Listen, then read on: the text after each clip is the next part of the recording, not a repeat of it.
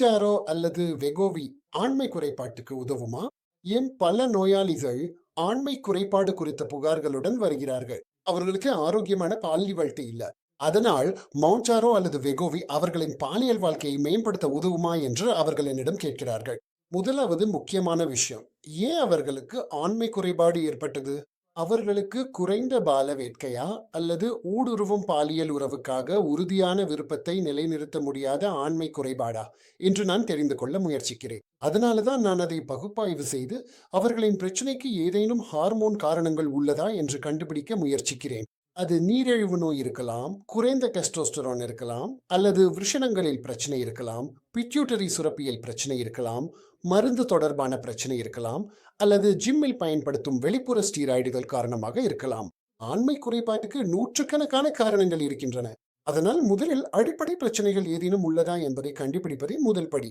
தனிப்பட்ட முறையில அதிக உடல் எடை கூட ஆண்மை குறைபாட்டுக்கு காரணமாகலாம். அதனால் மவுஞ்சாரோ அல்லது வெகோவி உடல் எடையை குறைக்க உதவலாம். அதற்காக தான் இது உரிமம் பெற்ற போது.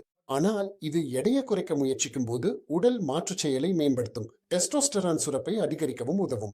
நீங்கள் புரிந்து கொள்ள வேண்டியது என்னவென்றால், விஷணப்பை உடலுக்கு வெளியே இருக்கிறது. அதற்கு காரணம் இருக்கிறது.